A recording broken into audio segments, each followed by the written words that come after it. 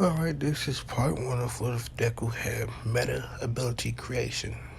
Now, this power is absolutely broken. It's not as broken as full loadout, but it's still broken. If you have not read the Madoka Box manga, like I have it, I watched the show, but I want to read the manga now because it's so interesting. So basically, what this quirk allows Deku to do is it allows him to create powers, create quirks. Well, not quirks per se, just powers and abilities that he wants.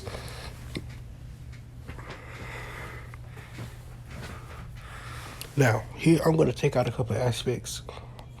I will not allow Deku the ability to give people powers,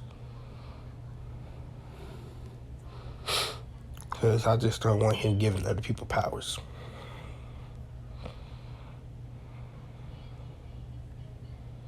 But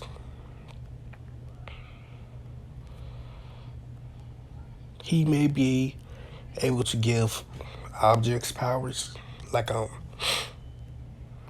he said. Oh yes, this video was recommended to me by Isaiah Jacobs.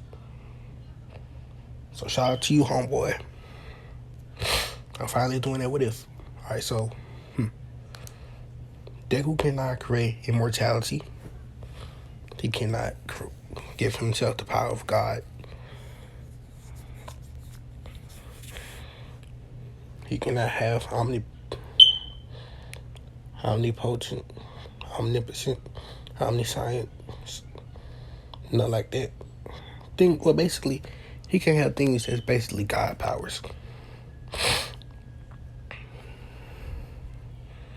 Like anything like that. He can't have anything like that. No powers like that. Because at that point, that would just be a god. He already is basically a god. So, let's get into this what if. There's going to be other restrictions later. But basically what it means, this power means he can create any ability he wants. He could put a drawback on it, or he can't put a drawback on it if he wants to. It doesn't matter. He can take existing powers and he can evolve those powers to make them even stronger. So let's get into this. Deku was born the same way, basically. Just that his eyes a little bit more dull, and supernatural things always happen around him. Whenever dealing with numbers, Deku's numbers always go to 666. I'm doing this based on the the Madoka Box. Because every unnatural person always has something unnatural happen around them. So Deku also has something unnatural around him. No matter what, he would always get, triple numbers of that same number.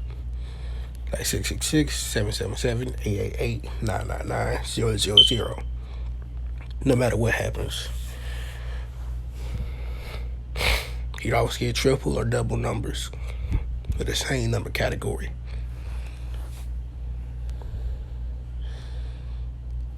Deku would be seen as an unusual child growing up, because he doesn't really talk much. Sometimes, with a couple times people try to bully him, they always were the ones who end up getting hurt, or something always happened to them, because around Deku, there's always this feeling of unnaturalness. He's just seen as weird.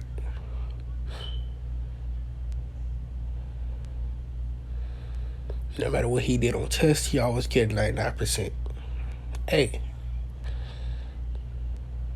it's weird to the teachers, no matter. Even if he knows every answer, he still somehow gets 99%. The teachers are not messing with his scores or anything like that. That's just how it is.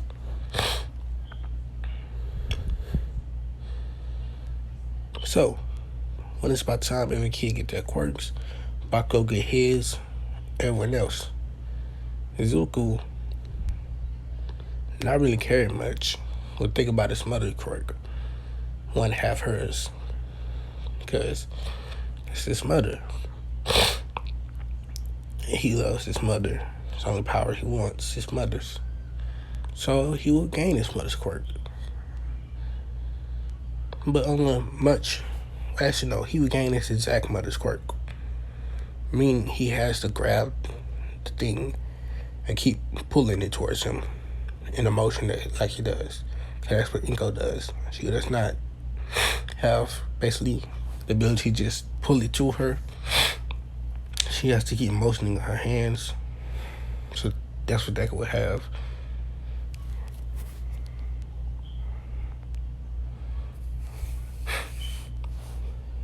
And that wouldn't be amazed because Deku has the exact same quirk as his mother.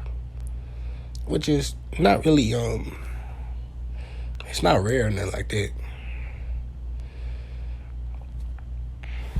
So, Bako and Deku actually grow up to be closer in this one. Because Bako has nothing to basically ridicule Deku on. Bako also see how Deku thinks strange things will always happen, basically. Like I said earlier, the 666 thing would always pop around Deku and stuff like that. Whenever Thorn dies, he always gets sixes, no matter what.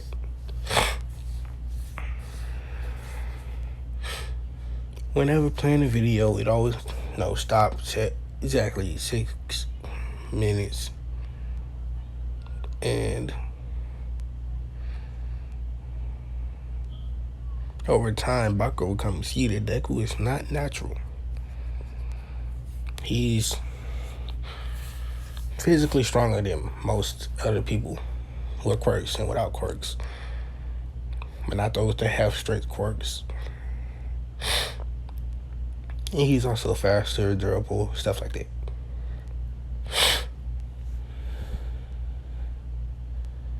Got him yawning or sniffing like that. I'm sorry about that. I just woke up like literally 2 minutes ago.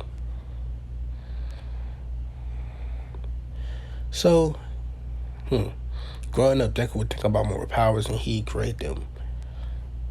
And he'd think, have the ability to create powers. But they're not quirks. Because they said I shouldn't have a quirk. So they called it mutation.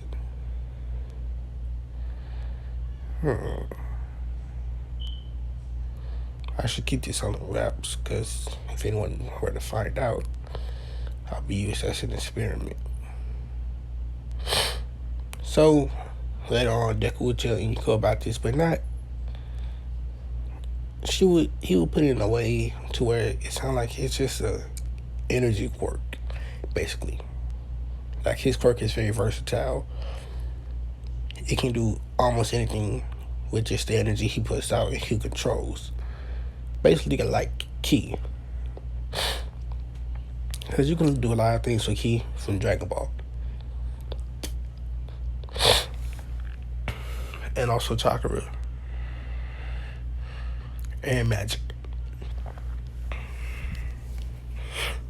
So, over the years of Deku's life, he would create more and more powers. And take existing powers that he already have, recreate them, take away drawbacks, and make them stronger and stuff like that. I'm not going into the amount of powers Deku has. Mostly because I don't really want to think about all of them at all, really. He would take Izawa's power because I think that he see that one of the only ones I'm going to explain Izawa's quirk. He would take Izawa's quirk, right? And he changed it up a little bit. He mixed it with another quirk. I want to say Inko's quirk. He mixed Izawa's quirk and Inko's quirk together to make another quirk. Basically, it's a creates a field, like a basically. Imagine an EMP, right?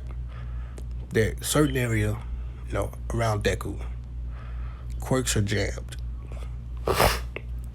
So basically, that's what he'd create.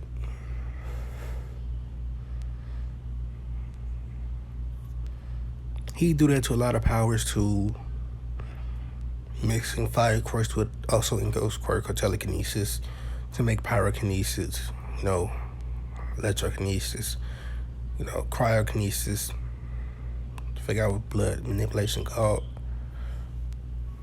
He just started mixing quirks, mixing powers, experimenting with them, basically getting them stronger and stronger, becoming mastery of them. He take quirks that he think is super helpful, like intelligence quirks, intelligence boosting quirks.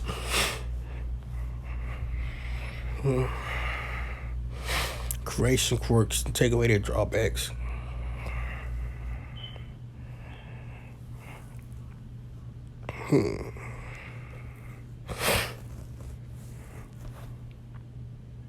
Yes, he take away their drawbacks, not leave any drawbacks because he does not want them because he thinks that it's a horrible thing.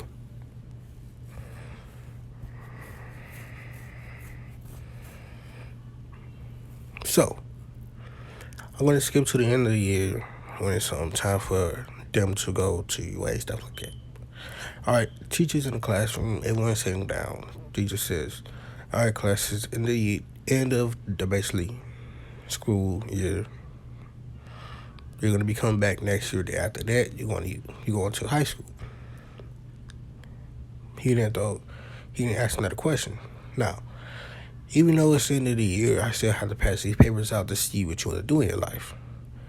Everyone would become a little bummed out because they still have to do work.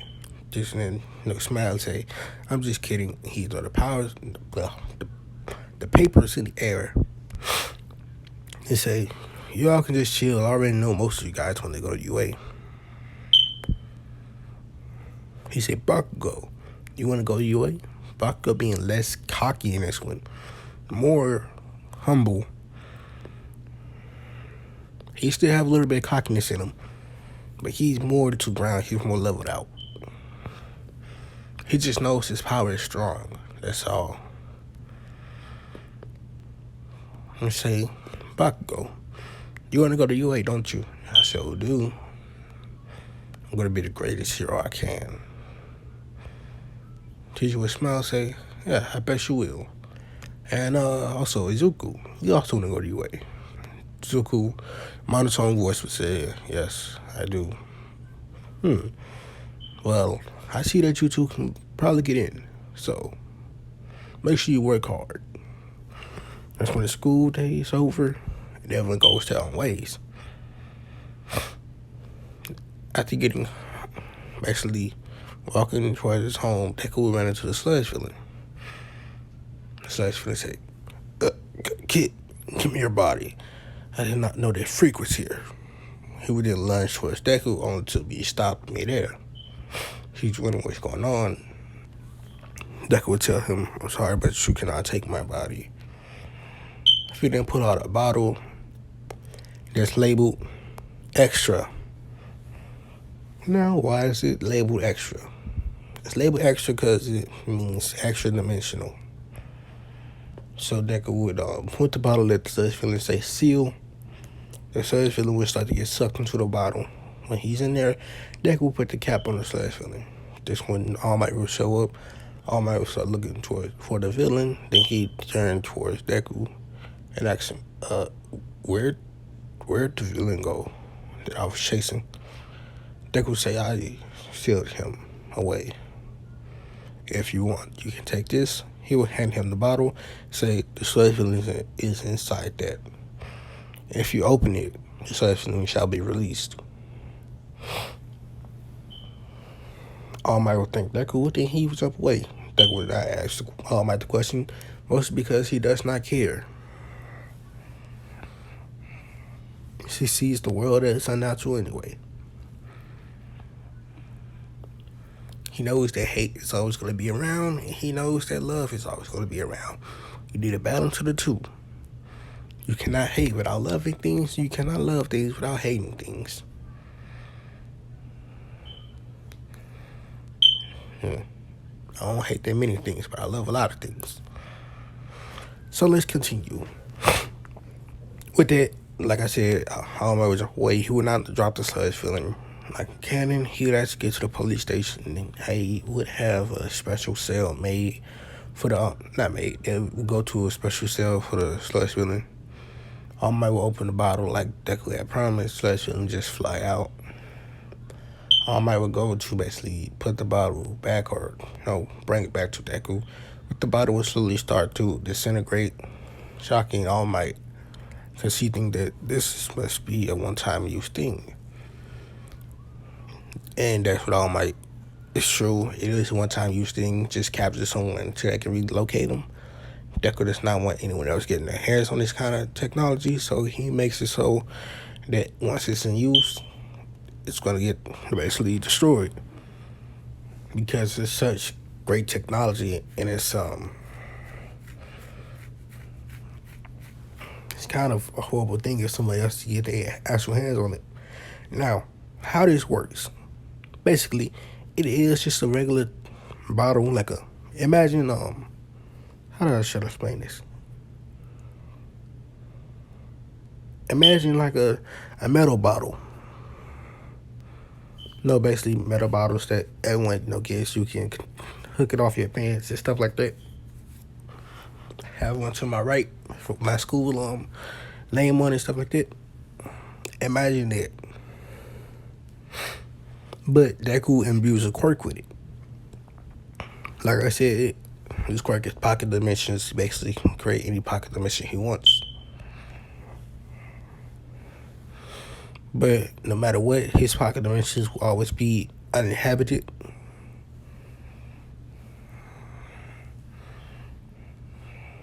So he basically imbued that quirk into the bottle and used that quirk bottle to not quirk, that powered bottle to basically seal away the sludge feeling.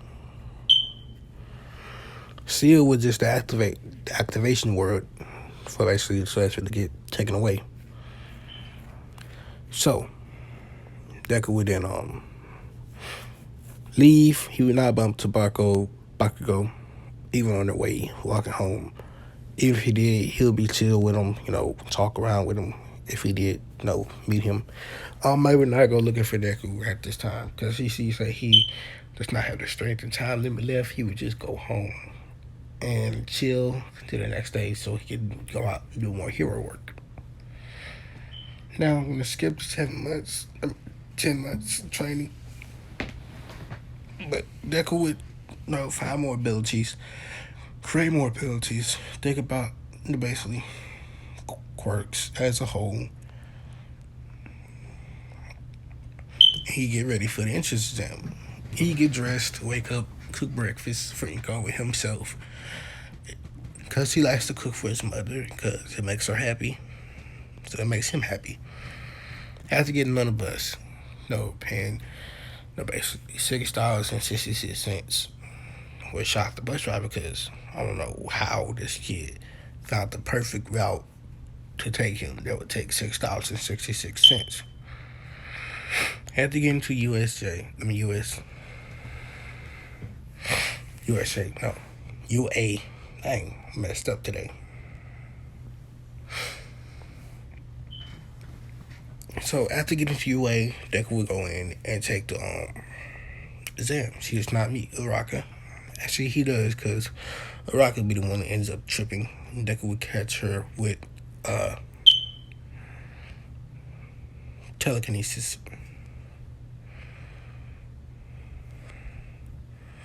He would put her down and say sorry for using my power on you. But he was going to trip. It's very unlucky to trip on your first day. Uraka would thank Deku. And she would go running into the exam, a little bit embarrassed.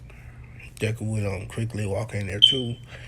And he'd take his seat and he'd take the practical exam, getting 99% overall. No matter what he does, he cannot get 100%. even though he knows every single last material on there.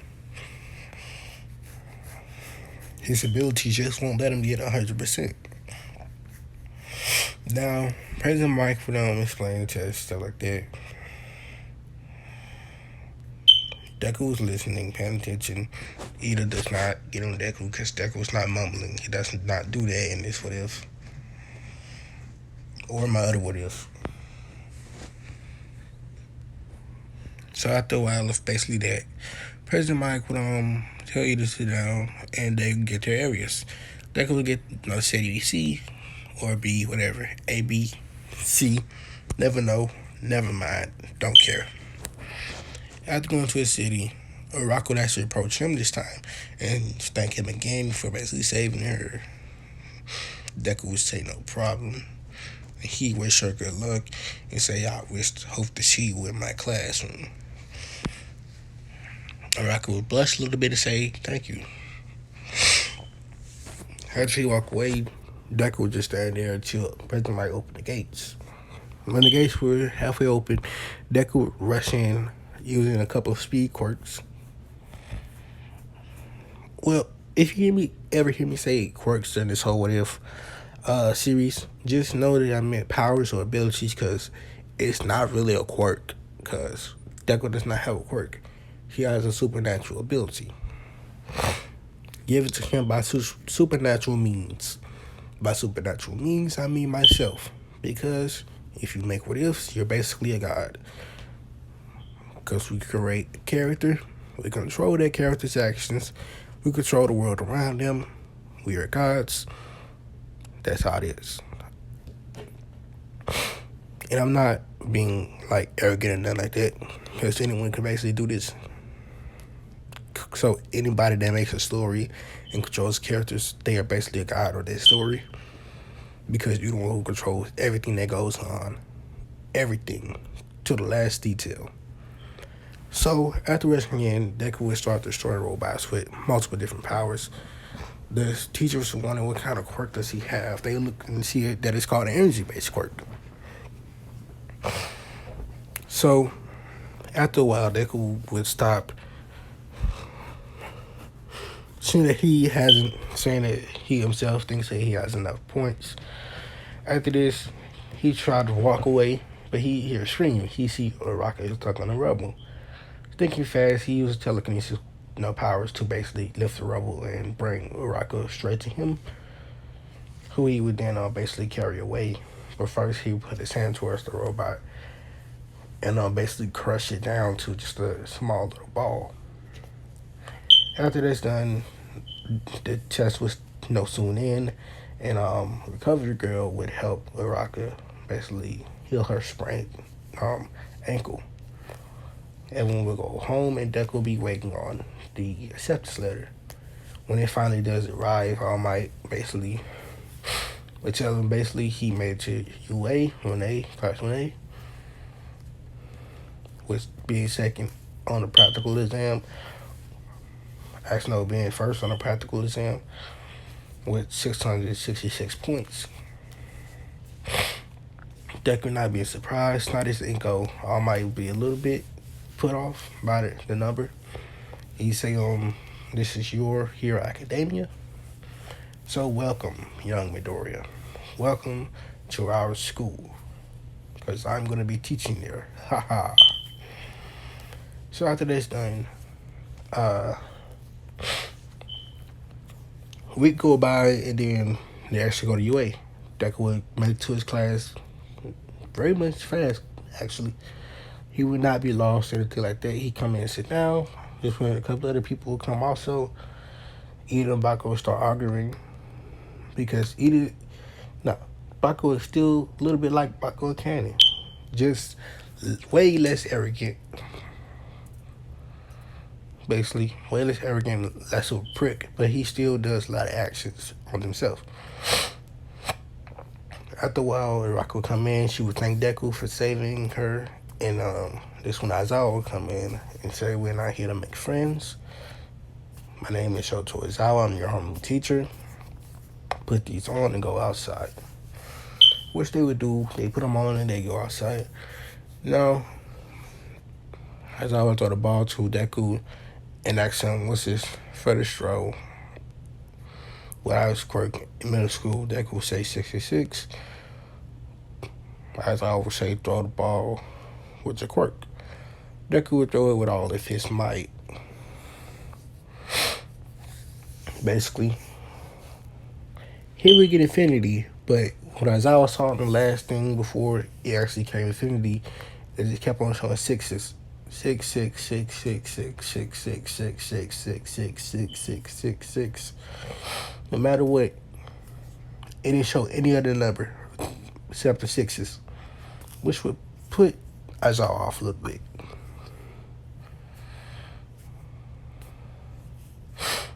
Ooh, certain characters gonna be so fun to mess with because they are so religious.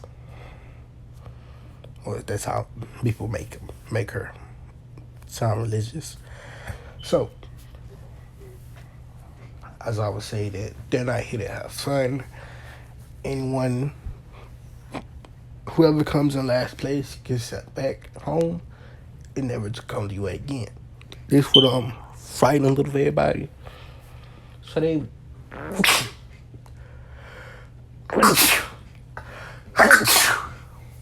I'm sorry.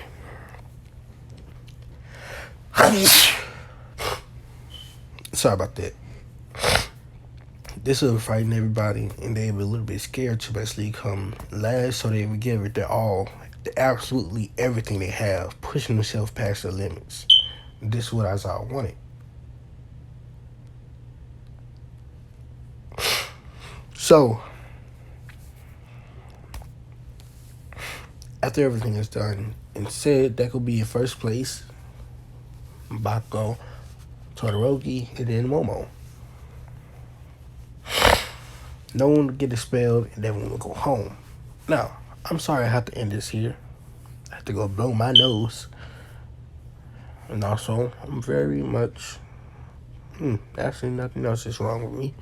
I just want to end this here. I'm going to record the next part in a couple of minutes or up to an hour. Knowing me. So, this is goodbye. See you guys on the next one.